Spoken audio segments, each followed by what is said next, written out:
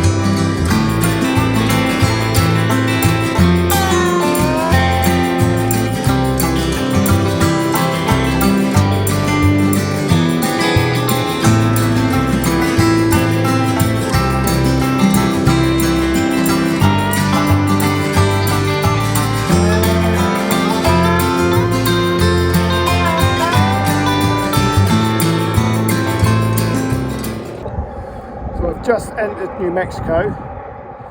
I had to get off the tat simply because in the distance there's a rainstorm. I can see it coming down.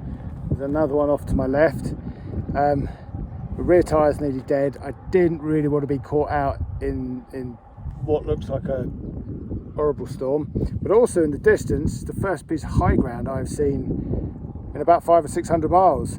Now, is this me getting closer to the Rockies? Well, yes it is, but am I getting excited? I don't know. I've still got about 150 miles left to get to Trinidad, and I think due to the weather I might just smash that out now on the roads and just have to accept that I didn't ride the last bit of the Trans-American Trail into Trinidad. There I'll get my tyre, my new GPS. I think I'm going to have a couple of days off and get some laundry done because I smell like a really smelly thing. Plus it is my birthday, so maybe I should.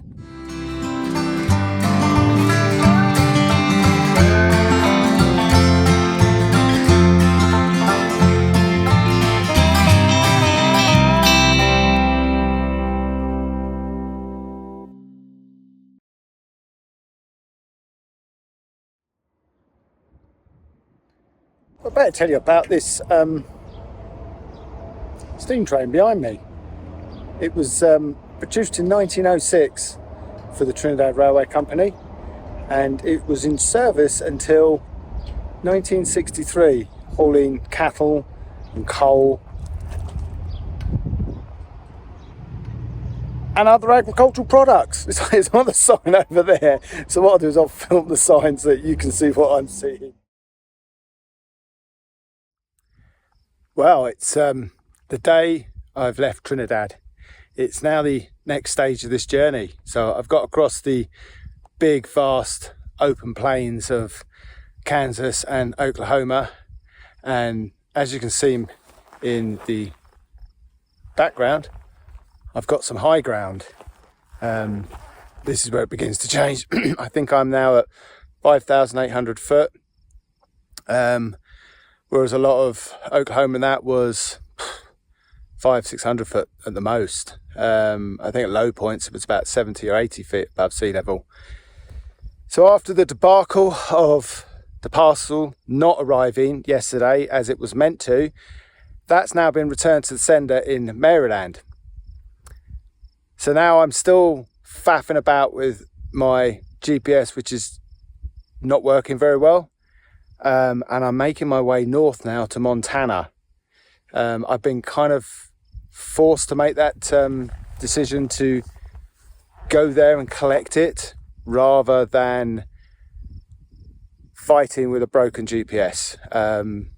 Anyway, that's a long story. So instead of me taking the Trans-America Trail across Colorado to Utah, I'm now going to take the Continental Divide north and go up to Montana. So today I think what I'm going to do, it's about 80 miles away, I'm going to go to Sand Dunes National Park, the Great Sand Dunes. There I can get my annual National Park pass, which I need to be able to get into all the other national parks. The journey goes on.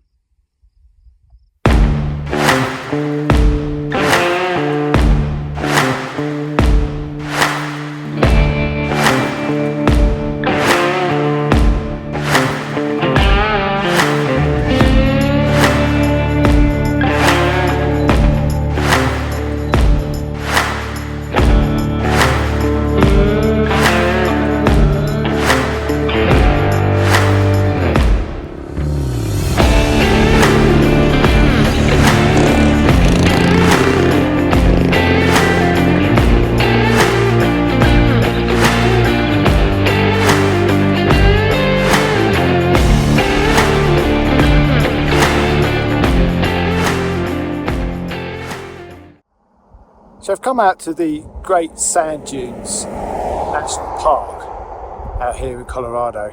It's about 50 or 60 miles off the route I'm on. So what I'm going to do after I've been here, I'm going to pick up the Continental Divide Trail. If you look over my shoulder here, you'll see the sand dunes. They're just, it's almost like they've been dumped against the side of that mountain. But where's the sand come from? Bizarrest thing. What a day, hey? Well, I got back on the TAT, going over one of the, well, I suppose it is a mountain. You've got the 9,700 foot. But the weather started closing in, rain started coming down. So as I started heading down, I had a fuel problem coming from the left-hand front tank. Now, I don't know what is going on, but that is a job for tomorrow. Right now, I've got this nice little campsite, Ophir Creek, I think it's called. $24 for the night, a bit dear, but this is proper bear country. They've actually provided bear boxes, big steel things to put everything in, even down to your lip seal. So tonight, bit of gnocchi, bit of pepperoni, bit of garlic sauce. Let's see what I can knock up.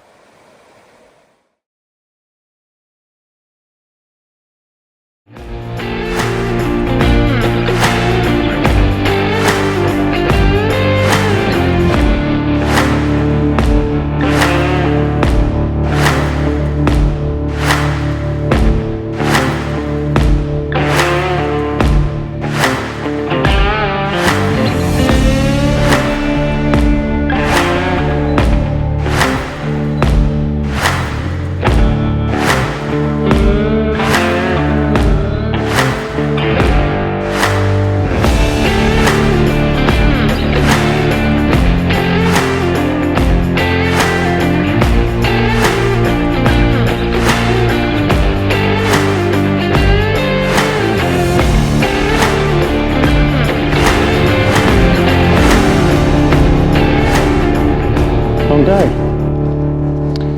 Grizzly country. Ooh.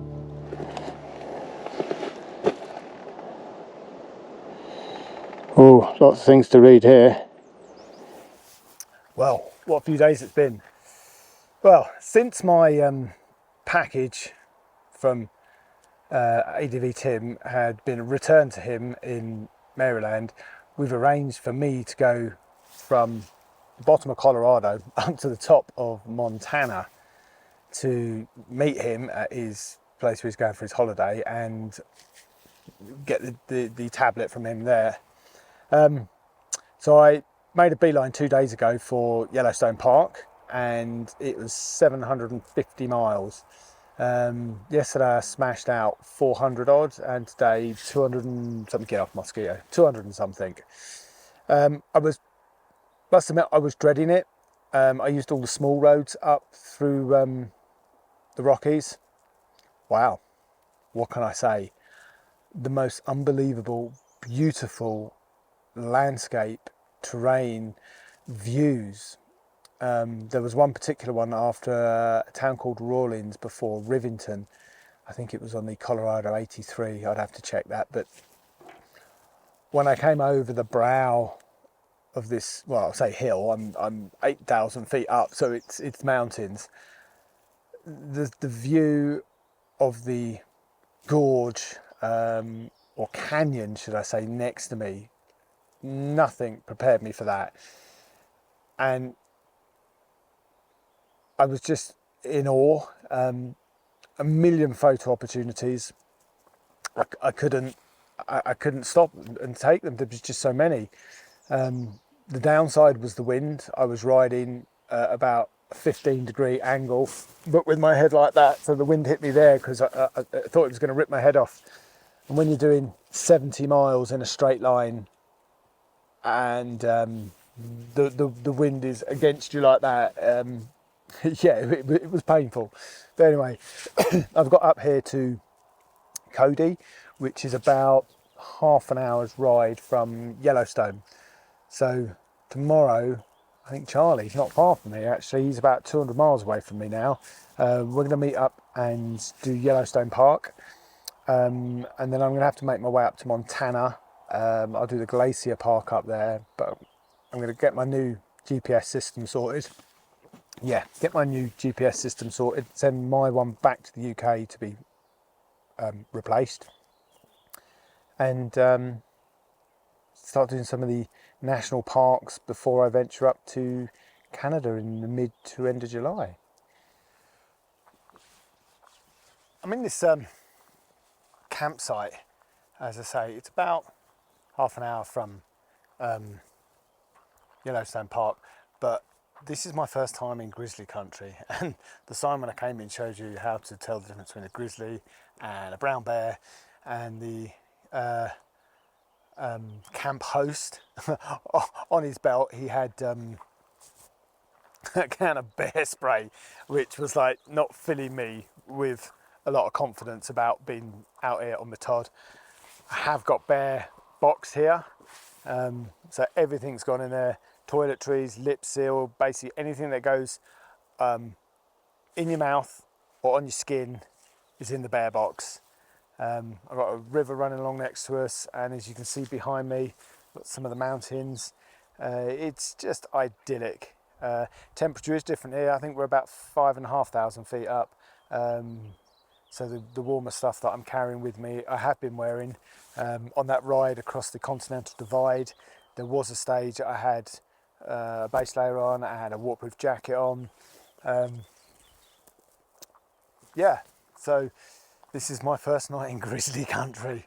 Let's see how we get on in the morning, see if I'm still alive. In fact, if you're watching this, I've obviously edited it and I am alive, or somebody's done it for me.